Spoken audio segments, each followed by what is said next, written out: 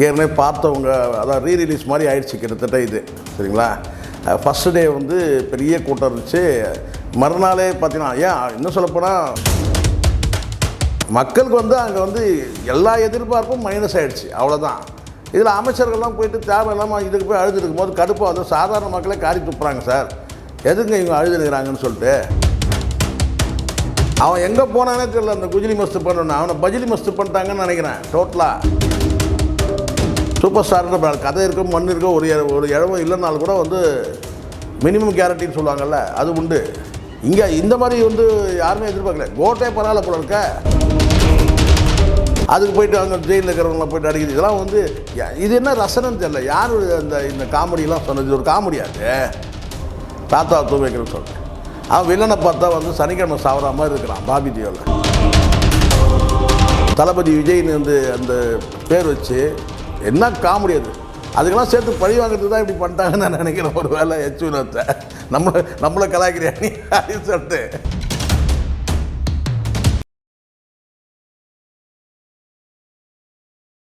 Sir வணக்கம். Sir வணக்கம். Sir வணக்கம். எப்படி இருக்கீங்க? நலமா இருக்கேன் சார். சொல்லுங்கள் சார்.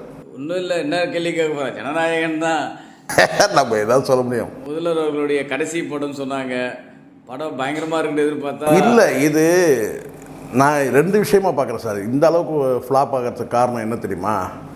ஒன்று அந்த லாஸ்ட்டு அந்த சொன்னாங்க இல்லையா, அந்த கசிஞ்சிடுச்சின்னு சொன்னாங்க பாருங்கள், லீக் ஆச்சுன்னு சொல்லிட்டு. ஏற்கனவே பார்த்தவங்க அதான் ரீரிலீஸ் மாதிரி ஆயிடுச்சு கிட்டத்தட்ட இது சரிங்களா. ஃபஸ்ட்டு டே வந்து பெரிய கூட்டம் இருந்துச்சு. மறுநாளே பார்த்தீங்கன்னா இன்னும் சொல்லப்போனால் ஈவினிங் ஷோலாம் வந்து பார்த்திங்கன்னா ஒன்றும் பெருசாகவே இல்லை. நைட் ஷோ கொஞ்சம் சுமாராக இருந்துச்சு ஃபஸ்ட்டு டேவே. அதுக்கப்புறம் பரவாயில்ல நான் சொல்கிறேன், எல்லா இடத்துலையும் சேர்த்தே தான் நான் சொல்கிறேன், பொதுவாக தான் நான் சொல்கிறேன். காரணம் ரெண்டு காரணம். ஒன்று வந்து பார்த்திங்கன்னா வந்து படத்தில் வந்து ஒன்றுமே இல்லை. ரெண்டாவது அந்த படமும் ஏற்கனவே வந்து ரிலீஸ் ஆன படம், அப்படி தான் எடுத்துக்கணும். அது இல்லீகலாக ரிலீஸ் ஆகுது, லீகலாக ரிலீஸ் ஆகுதுன்றதுலாம் வேறு. ஏன்னா ரிலீஸ் ஆன படம், அதே சமயத்தில் படத்தில் ஒன்றுமும் இல்லை. இப்போ படத்தில் ஏதாவது விசேஷமாக இருந்ததுன்னா இருந்திருக்கும். ரெண்டாவது கொஞ்சம் இவங்க பில்டப் பண்ணது வேறு மாதிரி பண்ணிடலாம். ஏற்கனவே லீக் ஆனதுனால இதை செஞ்சுருக்கலாம். செஞ்சுருந்தால் ஓரளவுக்கு கொஞ்சம் போயிருக்கோம். எப்படி செஞ்சுருக்கோம்னா, படம் வந்து லீக் ஆனதுனால, கசிஞ்சதுனால, இல்லீகலாக ரிலீஸ் ஆனதுனால படத்தை வந்து நாங்கள் ரீமேக் பண்ணியிருக்கிறோம், ரீஷூட் பண்ணியிருக்கிறோம், வேறு சில காட்சிகள்லாம் வந்து இதில் நாங்கள் பூத்துக்கிறோம்னு சொன்னால் அப்போது ஒரு எதிர்பார்ப்போட வந்திருக்கலாம். வேறு புதிய காட்சி. இதில் புதிய காட்சினா என்னென்னு கேட்டிங்கன்னா, ஹானரபிள் சீஃப் மினிஸ்டர் அப்படின்ற அந்த ஒரு லைனு கடைசியில் வந்து அந்த இதில் சிங்கப்பூரில் போய் மலேசியாவில் போய்ட்டு அந்த டான்ஸ் ஆனது, அவ்வளோதான். மற்றபடி வந்து பார்த்திங்கன்னா வந்து எல்லாருக்கும் தெரிஞ்சிடுச்சு, நம்ம ஏற்கனவே பார்த்து தான் இது ரெண்டு தான் இருக்குன்னு சொல்லிட்டு. இல்லை இதாக பில்டப் பண்ணியிருக்கணும். புதுசாக கதையை நாங்கள் வந்து மாற்றிட்டோம், ரீஷூட் பண்ணியிருக்கிறோம், அதை பண்ணியிருக்கிறோம், இதை பண்ணியிருக்கிறோம், எல்லாம் பில்டப் பண்ணியிருக்கணும். அது வந்து போயிடுச்சு. ஸோ இவங்க பிளான் பண்ணதெல்லாம் சொதப்பலாச்சு, அதனால் படங்காலி. ரெண்டாவது படத்தில் ஒன்றுமே இல்லைன்றதும் உண்மை தானே. படத்துலேயே வந்து பார்த்திங்கன்னா ஏதாச்சும் வந்து கோர்வையாக இருக்குதா? விஜய் படம் மாதிரியே இல்லைன்னு தானே எல்லோரும் சொல்கிறாங்க. விஜய் ரசிகர்களே என்கிட்ட சொன்னாங்க, நீங்கள் ரிவ்யூ கொடுத்தது வந்து கரெக்டாக இருக்குண்ணா நீங்கள் கொடுத்தது அப்படின்னு சொல்லிட்டு சொல்கிறேன். நான் சொல்கிறேன், விஜய் படம்னு ரெகுலராக பார்க்குறவங்களுக்கும் தெரியும். விஜய் படத்தை ரெகுலராக பார்க்குறாங்கல்ல. இப்போ நான் ஒரு 30 படம் பார்த்துருக்குறேன். 30 படத்தை வந்து பார்த்தீங்கன்னா வந்து ஒரு 2-3 படத்தை வந்து பார்த்தீங்கன்னா அடுத்தடுத்து 2 தடவை 3 தடவை பார்த்துருக்குறேன். ஸோ அப்படி இருக்கும்போது விஜய் படம் வந்து நான் விஜய்க்குன்னு ஒரு ஸ்டைல் இருக்குது சார். அது அந்த மாதிரி இல்லை இந்த படம். விஜய் எந்த ரியாக்ஷனும் காட்டாத மாதிரி இருக்குது. ஒரு ஆக்ஷன் கூட பார்த்திங்கன்னா விஜயோட ஆக்ஷன் வேறு மாதிரி இருக்கும். ஒரு சீரியஸ்னஸ் இல்லாமல் சண்டை போடுற மாதிரி இருக்குது. அதுவே இப்போ இதே கத்தி படத்தெல்லாம் வந்து வேறு லெவல் சண்டை இருக்கும்ல சார், கிளைமேக்ஸ்லலாம் சொல்கிறேன். ஸோ இதில் ஒன்றும் படமே ஒன்றுமே இல்லைல்ல. அது நம்ம அதை வந்து விஜய் ரசிகர்களே ஒத்துக்கிறாங்க. எதிர்பார்த்ததில் கொஞ்சமாவது ஒரு 50% ஃபில் ஆச்சுன்னா ஃபில் ஆகலை. ஒன்று மதர் சென்டிமெண்ட் எடுத்துருக்கணும், இல்லை டாக்டர் சென்டிமெண்ட் எடுத்துக்கணும். சரி, ரெண்டுத்தையும் நீங்கள் எடுத்துக்கிட்டிங்கன்னா அப்போ இந்தியா விட்டுட்டுருக்கணும். இந்தியாவையும் காப்பாற்றுவீங்க, மகளையும் காப்பாற்றுவீங்க. எப்படி சார் இது சரியாக ஒர்க் அவுட் ஆகலைல்ல? மனசாட்சிப்படி தான் நம்ம வந்து இதை விமர்சனம் நான் பண்ணுறேனே தவிர ஒரு நாளும் வந்து பார்த்தீங்கன்னா வன்மத்தோடு பண்ணுன்ற நோக்கம் எனக்கு கிடையாது. விஜய் படம் வந்து ஃப்ளாப் ஆச்சுன்னா வருத்தப்படுறதுல நானும் ஒரு ஆள். படம் சொல்கிறேன், மற்றபடி அரசியல் ரீதியாக மாற்று கருத்து இருக்குது, அதுலாம் வேறு. பட் படத்தில் வந்து பார்த்திங்கன்னா உள்ளபடி எனக்கு வந்து ஒரு வருத்தம் தான் எனக்கு தான். இப்போது எனக்கு ஒரு எண்ணம் இருந்துச்சு, அதை ஓப்பனாக சொல்கிறேன் நான். ரமணா மாதிரி ஒரு படம் தரணும் விஜய். இந்த சுச்சுவேஷனில் சினிமா விட்டு விலகி போகும்போது கரப்ஷனுக்காக வந்து பார்த்திங்கன்னா வந்து எப்படி அவர் வந்து விஜயகாந்த் வந்து உயிரை விடுவார் கடைசியாக, கரப்ஷனை வந்து பார்த்திங்கன்னா வந்து எல்லாத்தையும் அபாலிஷ் பண்ணிவிட்டு அந்த மாதிரி ஒரு படத்தை வந்து கொடுத்துருக்கலாம் விஜய். நல்லா இருந்திருக்கும் உண்மையிலேயே. ஒரே ஒரு பிரச்சனை மட்டுமே மையமாக எடுத்து, அதுவும் சுச்சுவேஷன் வந்து பார்த்திங்கன்னா பாலியல் குற்றமும் போதை மருந்து இதுவும். ஸோ இந்த ரெண்டையும் எதிர்த்து போராடி வந்து அவரே உயிரை விடுற மாதிரி கடைசியாக வந்து இருந்தால் கூட நல்லா இருந்திருக்கும். அது மக்கள் மத்தியில் வந்து ஒரு இந்த அமைச்சர்லாம் கண்ணீர் விடுறாங்க பாருங்கள், அதுக்கெல்லாம் ஒரு அர்த்தம் இருந்திருக்கும். எது கண்ணீர் விடுறாங்க இவங்க அப்படின்றது வந்து பார்த்திங்கன்னா கன்ஃபியூஷன் ஆகிட்டுருக்கோம். யாருக்குமே பிடிக்கல படம். அப்புறம்னா வந்து சொல்கிறது அது டைரக்டரை குறை சொல்கிறதா, யாரை குறை சொல்ல முடியும் நீங்களே சொல்லுங்கள். டைரக்டர் என்ன சொல்கிறார் கேட்டால், நான் 4 கதை எடுத்துகிட்டு போனேன், அவங்க அதெல்லாம் விட்டுட்டு இதே எடுன்ட்டாங்க அப்படின்னு சொல்கிறேன். அங்கே இதில் வேறு வந்து பார்த்தீங்கன்னா தீவட்டிக்கு தேவையில்லாத சில அங்கே குசியானதெல்லாம் உள்ளே கொண்டு வந்து போட்டு என்ன சொல்லி பார்க்கலாம். ஒரு கடைசியில் இதனால தான் ஒரு காட்டு மொக்க படமாக ஆயிடுச்சு. நீங்கள் அமைச்சர்னு சொல்லும்போதே தெரியும், பிரேமலதா விஜயகாந்த் அவர்களும் விமர்சனம் பண்ணியிருக்காங்க. படத்தை பார்த்து கண்ணீர் விடுறது வந்து அமைச்சர் கிடையாது, மக்களுக்கு உண்டான விஷயத்தை இல்லை. அது உங்களுடைய எனக்கு கூட வந்து பார்த்தீங்கன்னா சார், இப்போது வருத்தம் இருக்கும் சார். நான் ஓப்பனாக பாருங்கள், நேர்மையாக நம்ம பேசணும் சார். வருத்தம் இருக்கும் சார் கண்டிப்பாக. ஏன்னா இவங்கெல்லாம் வந்து சின்ன பிள்ளையிலேருந்து விஜய் படத்தை பார்த்துட்டு இருந்தவங்க. வருத்தம் இருக்கும். இதுதான் வந்து கடைசி படம் அப்படின்னு சொல்லிட்டு ரசிகராக இருக்கிறவங்களுக்கு வந்து கண்டிப்பாக வந்து அந்த வருத்தம் இருக்கும். பட் அந்த வருத்தம் வந்து கண்ணீர் விடுற அளவுக்குலாம் அந்த வருத்தத்தை வந்து காட்டக்கூடாது. ஒரு மோகத்தில் ஒரு சோகம் இருக்கலாம் இல்லையா? ஸோ வந்து இப்போ வந்து கண்ணீர் விடுற அளவுக்குன்னா அப்போ வந்து விஜயே இல்லை, விஜய் வந்து ஆளே இல்லைங்க அப்படின்னு சொன்னால் அப்போ நீங்கள் சொல்லலாம். விஜய் வந்து பார்த்திங்கன்னா ஆரோக்கியமாக இருக்கிறாரு, நாளைக்கே கூட அவர் இன்னொரு படத்தை நடிக்கலாம், ஒரு சோகத்தை காட்டலாம். ஆனால் ஓவர் ஆக்ட் பண்ணிட்டாங்க எல்லாருமே. அமைச்சர்கள்லாம் தேம்பி தேம்பி அழகிற அளவுக்குலாம் இங்கே அந்த அளவுக்குலாம் ஒன்றுமே கிடையாது. அதெல்லாம் ஓவர், இதெல்லாம் செட்டிங். இது அது எப்படி வந்து கேமரா வந்து பார்த்திங்கன்னா வந்து இவங்களுக்கு மட்டும் லைட் கொடுக்குறான். நான் கேட்குறேன், இவங்களுக்கு மட்டும் லைட் கொடுத்தா அதை நீங்கள் அவாய்ட் பண்ணல. அப்படியே லைட் கொடுத்தா கூட பார்த்தீங்கன்னா லைட் ஆஃப் பண்ணுங்கன்னு சொன்னல. கேமரா வந்து ஷூட் பண்ணுறாங்கன்னா நீங்கள் அழக்கூடியதை அந்த லைட்டிங் போட்டு நீங்கள் என்ன சொல்லணும், உள்ளபடியான்னு கேட்டால் நீங்கள் லைட்டை வந்து ஆஃப் பண்ணுங்கன்னு தானே சொல்லணும்ல. ஸோ இதெல்லாம் வந்து செட்டிங் நல்லா தெரியுது. இதெல்லாம் நெஞ்ச நக்கிறதுன்னு சொல்லுவாங்க பார்த்தீங்களா, இதுதான் அது. தலைவர் வந்து அப்படியே அழகத்தை பார்த்து அந்த அளவுக்குலாம் ஒன்றுமே இல்லையே சார். நீங்கள் அடுத்தது கூட இன்னொரு படம் நடிக்கலாம், நடிக்கக்கூடாது என்ன இருக்குதா நீங்களே சொல்லுங்கள். விஜய் நாளைக்கு முடிவை மாற்றி நடிக்கிறாருன்னு வச்சுங்க, என்ன செய்ய முடியும்? ஆந்திராவில் நடிக்கலையா டெப்டி சிஎம்மு? ஸோ இதெல்லாம் வந்து ரொம்ப ஓவராக பண்ணக்கூடாது. இதெல்லாம் அதனால தான் இப்போது விமர்சனத்துக்கு இதுவாகிடுது விஷயம். அதாவது கேட்டால் ஒரு பொருட்டாக இதை எடுத்து பேசுகிறாங்க எல்லாருமே. என்னங்க நாட்டில் எவ்வளோ பிரச்சனை இருக்குது, அமைச்சர்லாம் போய் அங்கே போய் உட்காந்து அழுதுனுங்கிறாங்க படத்தை பார்த்துட்டு அப்படின்னு சொல்லிட்டு. படத்துலையாவது அழக்கூடிய அளவுக்கு ஏதாவது காட்சி இருக்கான்னு நீங்களே பாருங்கள். அவரே என்ஜாய் பண்ணி நடிச்சிட்டு இருக்கிறாரு.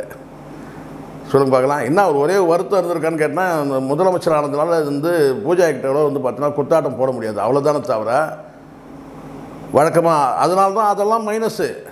விஜய்னா வந்து ஒரு ஹீரோயினோட அவர் பண்ணக்கூடிய அந்த என்ன சொல்கிறது, அந்த ரொமான்ஸு இதெல்லாம் ரசிக்கிறதுக்கு ஒரு கூட்டம் இருக்குது. நீங்கள் அஜித்தை கம்பேர் பண்ணிங்கன்னா, அஜித்தோட ரொமான்ஸ் இந்த மாதிரி பண்ண மாட்டார். அவருக்குன்னு ஒரு மெரிட்டை மெயின்டைன் பண்ணுவார் ஹீரோயின்கிட்ட. அதுவும் சமீப காலத்தில் நான் சொல்கிறது, கிட்டத்தட்ட வரிசையாக நீங்கள் ஒரு 5 படம் இல்லை ஒரு 10 படம் கூட நீங்கள் எடுத்துங்க. அந்த ரொமான்ஸை வந்து பார்த்திங்கன்னா வந்து பெருசாக அவர் வந்து பண்ண மாட்டார். நீங்கள் விசுவாசமாக எடுத்துங்க, துணிவு எடுத்துங்க, வரிசையாக இருக்கிற படங்களை. பட் இவர் அப்படி கிடையாது. எல்லா காலத்துலேயும் இவர் வந்து பார்த்திங்கன்னா வயசானாலும் அந்த ரொமான்ஸை வந்து பண்ணிட்டு தான் இருக்கிறாரு. அப்படிங்கும்போது இந்த படத்தில் அதுவும் கிடையாது. ஏன் ரொமான்ஸ் மட்டுமே இல்லை, இந்த அதான் சொல்லுவாங்களே இந்த கவர்ச்சி அந்த மாதிரி எதுவும் பெருசாக ஒன்றும் கிடையாது. மக்களுக்கு வந்து அங்கே வந்து எல்லா எதிர்பார்ப்பும் மைனஸ் ஆகிடுச்சு, அவ்வளோதான். இதில் அமைச்சர்கள்லாம் போயிட்டு தேவையில்லாமல் இதுக்கு போய் அழுது இருக்கும்போது கடுப்பாக வந்து சாதாரண மக்களே காரி துப்புறாங்க சார். எதுங்க இவங்க அழுதுனுங்கிறாங்கன்னு சொல்லிட்டு. அப்பாவி ரசிகர்கள் வந்து யாராவது அழகிறத கண்ணில் காட்டிங்கன்னா கூட ரசிகர்கள் அழுகுறாங்கன்னு சொல்லலாம். ரசிகர்கள் அந்த மாதிரி யாராவது அழுதுருக்குறாங்க? அமைச்சரை தவிர்த்து ரசிகர்கள் யாராவது எந்த மூலையிலையாவது எங்கேயாவது படம் பார்த்துட்டு வர்ற ரசிகர்கள் யாராவது அழகிறாங்க? கிடையவே கிடையாது. அப்படியே பண்ணாலும் இவங்கள்ட்ட செட்டிங் எதனா இருக்கும் 1-2. ஆனால் அமைச்சர்கள் பண்ணது ரொம்ப ஓவர். பாரபட்சம் இல்லாமல் எல்லாரும் கழுவி ஊற்றுறாங்க. எதுக்குங்க போய் அதுவும் அந்த பர்வேஸுலாம் வந்து பார்த்திங்கன்னா நடிப்பில் வந்து பார்த்தீங்கன்னா சிவாஜி கணேசனை மிஞ்சிட்டிங்கன்னா எப்படி? அந்த மாதிரி தேம்பி தேம்பி குலுங்கி குலுங்கி ஆடுறதுக்கு என்ன இருக்குதுன்னு கேட்குறேன் நான். இதெல்லாம் ஓவராக தரலையா அதெல்லாம்? படம் வந்து ரிலீஸ் ஆன முதல் நாளே சில ஊரில் வந்து தேட்டரில் கூட்டம் வராதுனால ஷோவே கேன்சல் ஆயிடுது. ஆமாம் சார் இன்றைக்கி வந்து ஏதோ ஒரு அமெரிக்காவில் ஒரு வந்து பார்த்தீங்கன்னா ஒரு 18 பேர் உட்காந்துருக்குறாங்கன்னு சொல்கிறாங்க. அமெரிக்கா கேட்க போகிறீங்க, இங்கே லோக்கல்லையே வந்து பார்த்தீங்கன்னா தேட்டர்கள் காலி ஆகிடுச்சுல்ல. நான் தான் சொல்கிறேனே சார், சிட்டியில் ஈவினிங் ஷோ வந்து ஃபஸ்ட்டு ஷோ ஃபுல் ஆகுது. அடுத்த வந்து பார்த்தீங்கன்னா வந்து நூன் ஷோ வந்து பார்த்திங்கன்னா கொஞ்சம் குறையுது. ஈவினிங் ஒன்றுமே இல்லை, நைட்டு வந்து பார்த்திங்கன்னா வந்து ஃபுல் ஆகுது. அப்போ பார்த்துங்க அந்த ஆடியன்ஸோட இது. அப்போது வந்து அந்த ஃபஸ்ட் டேவே அந்த நிலமை. அடுத்த நாள் பார்க்குறோம் வந்து பார்த்தோன்னா வந்து சுத்தமாக ஒன்றுமே இல்லை. அப்போது இது வந்து மக்களுக்கே தெரியுது சார், இது ஃபஸ்ட் டே இருந்தது, அவங்க ரசிகர்கள் வராங்க, அவ்வளோதான். காமன் ஜென்ரல் ஆடியன்ஸு வரல. கிட்டத்தட்ட ரீரிலீஸ் ஆனால் ஒரு படம் எப்படி இருக்குமோ அப்படி ஆயிடுச்சு இன்றைக்கி டேட்டுக்கு. இப்போ பாருங்கள், சாட்டர்டே வாய்ப்பு இருக்குது, சண்டே வந்து கொஞ்சம் ஆவரேஜ் அவ்வளோதான். மண்டேலாம் சுத்தம். தேட்டரில் வந்து பார்த்தீங்கன்னா படத்தை எடுத்துனாலும் ஆச்சரியப்படுறதுக்கு இல்லை, அப்படி ஆயிடுச்சு. ஸோ அதனால் எனக்கு தெரிஞ்சுன்னா படத்தில் ஒன்றும் இல்லை. அதனால தான் படத்தில் ஏதாவது நீங்கள் வந்து இருந்ததுன்னா கண்டிப்பாக வந்து அதை பார்க்குறோம். மற்றபடி யாரும் இங்கே உள்ளடி வேலை யார் செஞ்சா அது உங்களுக்கு செய்ய முடியுமா? நீங்களே ரூட் வச்சுருக்குறீங்க, நீங்கள் ரூட்டை வச்சு நீங்கள் வந்து ப்ரொமோட் பண்ணக்கூடிய ஆள். ஏன் இதை வந்து ஜெகதீஷ் பழனிசாமியோட ஒர்க் அவுட் ஆகலை வேலை? நான் கேட்குறேன். இப்போ புரியுதுங்களா? நீங்கள் என்ன தான் நீங்கள் இன்னொரு படத்துக்கு நீங்கள் வந்து நெகட்டிவ் ப்ரொமோட், உங்கள் படத்துக்கு நீங்கள் பாசிட்டிவ் ப்ரொமோட் பண்ணி படத்தை ஓட்ட முடியுதா? பார்த்தீங்களா, ஓட்ட முடியல. ஒருத்தர் வந்து நாங்கள் ஜனநாயகன் கூட ஜெயிலர் தூக்கிட்டு குஜிலி மஸ்து பண்ணவங்களாம் வேணும். அவன் எங்கே போனானே தெரியல. அந்த குஜிலி மஸ்து பண்ணணும், அவனை பஜிலி மஸ்து பண்ணிட்டாங்கன்னு நினைக்கிறேன் டோட்டலாக. இல்லை, அந்த நாரிப்படை எங்கே இருக்குதுன்னே தெரில. இவனுங்க ரோஸ் பிரதர்ஸ் போய் அங்கே நின்று வந்து பார்த்தீங்கன்னா வந்து லிங்கேஸ்வரா வாடான்னு கூப்பிட்டுக்கிறானுங்க. யார்? இந்த ரோஸ்ட் பிரதர்ஸ்னு சொல்லி 2 பேர் இருக்கிறாங்க பாருங்கள். அவங்களுக்கு தானே அந்த ஃபைட்லாம் நடந்துச்சு. அவங்க போய் வந்து அப்பா லிங்கே எங்கே பார்க்குறான்னு சொல்லி தேடி நிற்கிறானுங்க 2 பேருமே. இவன் எங்கே போய் ஒளிஞ்சினா, எங்கே போனான், எந்த பொந்தில் இருக்கிறான்னு தெரில. வந்து ஆளே காணோம். இப்போ தெரியுதா? வாயை ரொம்ப விடக்கூடாது. யாரும் இப்போ கூட சொல்ல சார், ரஜினிகாந்த் இப்போ நீங்கள் சொல்லுங்கள், மனசாட்சியோட சொல்லுங்கள், எங்கேயாவது வந்து தலைவருடைய ரசிகர்கள் யாராச்சும் வந்து இதை நெகட்டிவ் ப்ரொமோட் பண்ணுறாங்களா? கிடையவே கிடையாது. வழக்கம் போல் இருக்கிற அந்த காசு வாங்கின்னு பேசுகிற அந்த இவனுங்க 3 பேரும் அவங்களே இப்போ வந்து பார்த்தீங்கன்னா முதல் நாள் ஒரு மாதிரி பேசுகிறானுங்க, அப்புறம் வந்து சூழ்நிலைக்கு ஏற்ற மாதிரி மாற்றிக்கிறானுங்க. யார்? இந்த கோல்டு காயின் குரங்குகள் சொல்கிறேன். முதல்ல வந்து நான் செஞ்சிருக்கேன் அப்படி இப்படி பூசுகிற மாதிரி பேசுகிறானுங்க, இப்படி இல்லாமல். அப்புறம் அடுத்த நாள் வந்து பார்த்திங்கன்னா வந்து ஃபுல்லாக வந்து பார்த்தீங்கன்னா நெகட்டிவாக அப்படி பேசுகிறானுங்க. அவன் பொய்யா இருப்பார், பொய்யா சொல்லுங்கிறான். அப்படி செய்யார் வந்து பார்த்தீங்கன்னா அங்கே வந்து ஃபுல்லாக பொய்யா இருப்பாருன்றது ஃபுல்லாக ஆகிடுச்சு. அப்படி ஓஹோ அப்படியே தெரிக்குது, இப்போ இதுவாகிடுச்சு அது ஆயிடுச்சுண்ணா. நீங்கள் என்ன தான் பேசுனாலும் மக்களுக்கு ஒரு பார்வைடா, காலி துப்ப மாட்டாங்க. எனக்கு தெரிஞ்சது வந்து பார்த்தீங்கன்னா ரிவ்யூ வந்து ப்ளூ சட்டை மாறந்து கொஞ்சம் லாங் டைம் எடுத்து ரிவ்யூ பண்ணார். உள்ளபடியே வந்து பார்த்தீங்கன்னா கொஞ்சம் வேறு லெவலில் வந்து அந்த ரிவ்யூ இருந்துச்சு. சொல்கிறது அத்தனையும் வந்து கரெக்டாக தான் இருந்துச்சு. ப்ளூ சட்டை மாறனுடைய ரிவ்யூ வந்து ஜென்யூனாக இருந்துச்சு. இந்த இதில் கடைசியில் கொஞ்சம் கலாய்க்கிற மாதிரி வந்து இருந்தால் கூட அது கரெக்டு தானே. அது ஒரு ஹீரோ வந்து என்ன செய்கிறாரு தெரியல. அவர் என்ன தான் போலீஸாக வந்து ரிட்டையர் ஆனாலும் பார்த்தீங்கன்னா அவருக்கு எப்படி சாப்பாடு, என்ன பென்ஷன் இருக்கா, இல்லை என்ன எதுன்னு வருமானத்தை காட்டியிருக்கணும்ல. நியாயமான விமர்சனம், பல விமர்சனம் நம்ம பார்த்துருக்குறோம். பட் இந்த விமர்சனம் வந்து எனக்கு ரொம்ப ஜென்யூனாக இருந்த மாதிரி தான் இருந்துச்சு. இல்லை சார், இந்த படம் வந்து முதலமைச்சர் ஆகிட்டார், இந்த படம் 1000 கோடி ரூபா வசூல் பண்ணுன்னாங்க. கூலியோட வசூலில் 10% கூட வரலையா யூஎஸ்? ஆமாம் சார், 18 பேர் உட்காந்துருக்காங்க ஒரு தேட்டரில் தான் எப்படி இருக்கும்? எதிர்பார்ப்பு இல்லை. அதுதான் நான் சொல்கிறேன். ஏதோ ஒரு அரசியல் ரீதியாக வெற்றி அடைஞ்சிட்டாரு, முதலமைச்சர் ஆயாச்சு, அவ்வளோதான். ஆனால் ரொம்ப நாளைக்கு ஓட்ட முடியாது. அதுவும் இப்போ இவங்க நடந்துக்கிற அந்த விதம்லாம் பார்க்கும்போது சினிமாவில் இருக்கிற வந்து பார்த்திங்கன்னா வந்து அங்கே சினிமாவுக்குள்ளேயே இவருக்கு எந்த அளவுக்கு சப்போர்ட் இருக்குன்றது எனக்கு தெரில.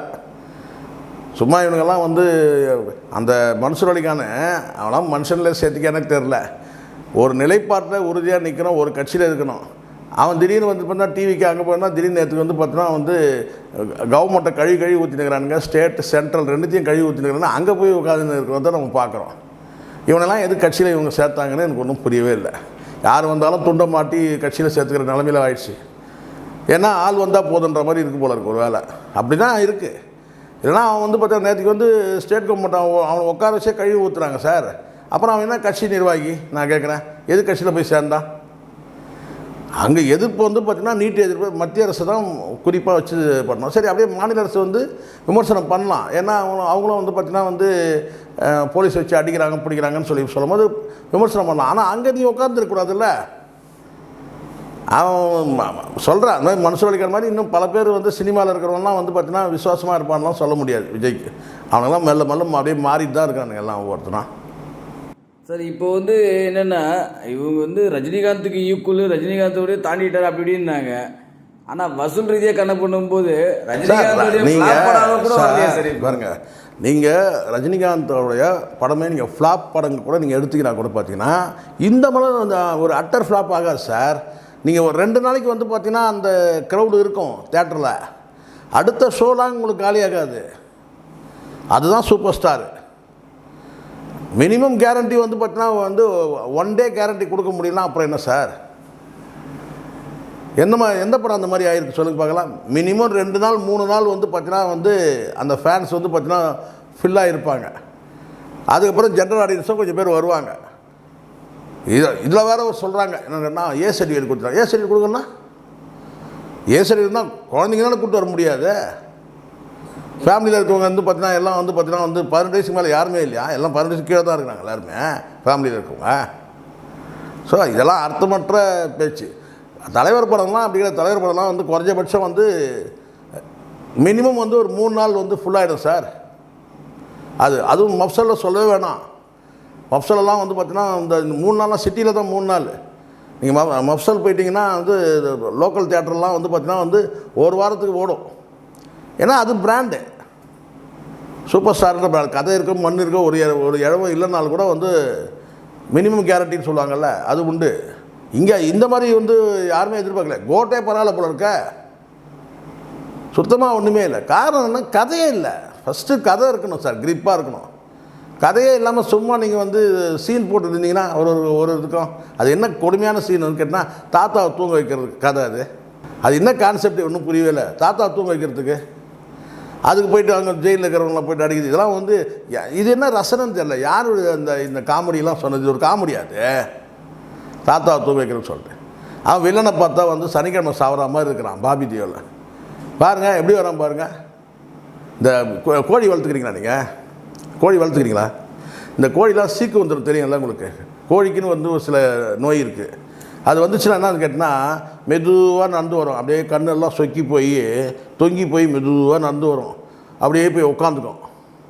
அப்படி தான் இருக்குது வில்லனை பார்த்தா. வில்லனை பார்த்தாலே ஒரு என்ன சொல்ல, ஒரு பயமும் வரல. வில்லன் கேரக்டர் சூட்டபிளே இல்லாத ஆள் தான் இந்த பாபி தேவல். அவனை எதுக்கு போட்டு வரான்னு தெரியல. பிரகாஷ் ராஜ் அதுக்கு மேலே இன்னும் எத்தனை படத்தில் இப்படியே நடிப்பான்னு தெரில. ஏன் சலிப்பே வராது அவங்களுக்கு?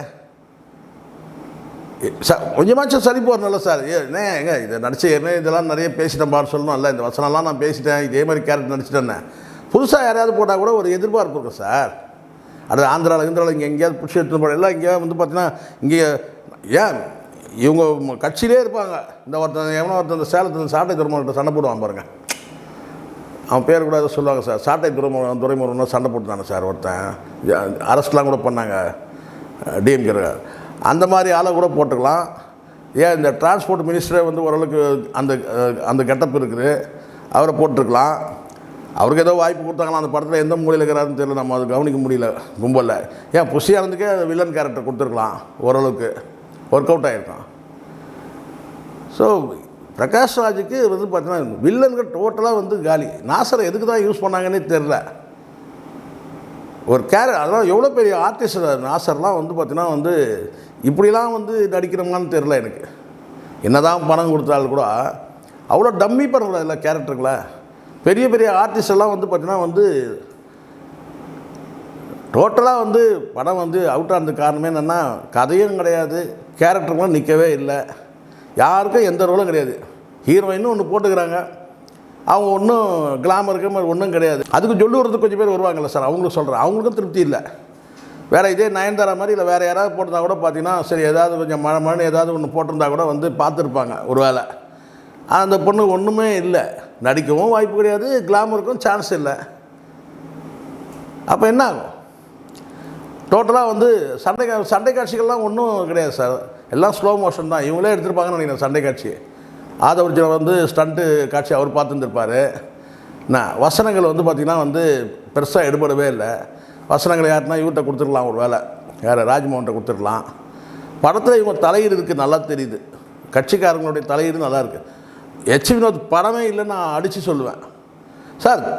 தீரன் வந்து அதிகாரம் ஒன்று எப்படி இருக்கும் சார் படம்? மிரட்டுவார் ஒரு சீன்லேயும் வினோத். அதே மாதிரி இதில் இப்போ வந்து நேர்கொண்ட பார்வையில் எப்படி இருக்கும்? அதை விட ஃபஸ்ட்டு படம் சதுரங்க வேட்டை எடுத்துங்க, அப்படியே அந்த ஃப்ராடு தனங்களை வந்து அப்படியே வந்து பார்த்தா மனுஷன் வந்து பார்த்தீங்கன்னா அனுபவிச்சிருக்கிறாரான்ற மாதிரி இருக்கும். ஒவ்வொரு ஃப்ராடு நையாண்டியோட அந்த காமெடியோடு பார்க்குற அந்த சீனு என்ன, அதுவும் குறிப்பிட்டு தளபதினு சொல்லிட்டு அந்த ஃபஸ்ட்டு படத்தில் வந்து அந்த பாம்புக்கு வந்து தளபதி விஜய்னு வந்து அந்த பேர் வச்சு என்ன காமெடி அது. அதுக்கெல்லாம் சேர்த்து பழி வாங்கிறதுக்கு தான் இப்படி பண்ணிட்டாங்கன்னு நான் நினைக்கிறேன். ஒரு வேலை வினோத்தை நம்மளை கலாய்க்கிறியா நீ அப்படின்னு சொல்லிட்டு. ஸோ எனக்கு வந்து வருத்தமே எனக்கு வினோத் மேலே தான் வருத்தம். ஏன்னா இவங்கெல்லாம் கெரியர் பார்த்துன்னு போயிடுவாங்க சார். இவங்கெல்லாம் வந்து இப்போ வேங்க ப்ரொடியூசர் கூட வந்து பார்த்திங்கன்னா செட்டில் ஆயாச்சு சார். ப்ரொடியூசர் ஏற்கனவே உங்களுக்கு தெரியும், ஒரு வகையான அது வந்து ஒரு பார்ட்டு தான், எல்லாம் இவங்களுக்கு தான். ஸோ அதில் வந்து எல்லோரும் தப்பிச்சுப்பாங்க சார். வினோத்துக்கு இப்போ அடுத்தது இன்னொரு படம் எப்படி வரும் சொல்லுங்கள்? இப்படி ஒரு அட்டர் ஃப்ளாப்பாக கொடுப்பீங்க. இப்போ எல்லாம் பழி எங்கே வந்துடும்? ஜீசஸ் கிறிஸ்து மேலே வந்தது பாருங்கள், இது சிலுவையில் அறையிற மாதிரி. கிட்டத்தட்ட வந்து பார்த்தீங்கன்னா வந்து படத்தில் ஒரு வசனம் வரும், அவன் சிலுவையில் அறையணும் வந்து அரைஞ்சா மீண்டும் மீண்டும் உயிர் தெழுவான். அந்த மாதிரி வந்து கேட்டால் இப்போது வினோத் வந்து பார்த்திங்கன்னா இப்போ வந்து சிலுவையை சுமக்கிற மாதிரி ஆயிடுச்சு. எல்லா பாவத்துக்கும் வந்து கேட்டால் வினோத்தோட இருக்கிறேன். ஆனால் வினோத்தோட வந்து டைரக்ஷனே இது கிடையாது நான் சொல்லுவேன். எல்லோரும் ஆளாளுக்கு பண்ணியிருக்கிறாங்க. சும்மா டம்மியாக பேரை போட்டு இயக்கிறதுக்கு ஒரு ஆள் வேணும், அப்படி தான். இல்லை வேறு கேமியோ கடைசியாக வந்து பார்த்திங்கன்னா அந்த 3 பேர் வராங்க, நெல்சனும் லோகேஷ் கனகராஜும் வந்து அட்லியும். நல்ல வேலை அடுத்த படம் அட்லி பண்ணுறதா இருக்குதுன்னு சொன்னாங்க. அடுத்தது பண்ணுவாங்களான்னு தெரில. சரி சார், பொறுத்திருந்து பார்ப்போம் இந்த படம் இன்னும் எந்த மாதிரி தாக்கத்தை ஏற்படுத்துதா இல்லையான்றது. Thank you very much sir. Thank you. நன்றி சார். இது போல பல வீடியோக்களை கண்டு மகிழ எங்களது ரீசன்ட் வாய்ஸ் சேனலை மறக்காம சப்ஸ்கிரைப் பண்ணுங்க.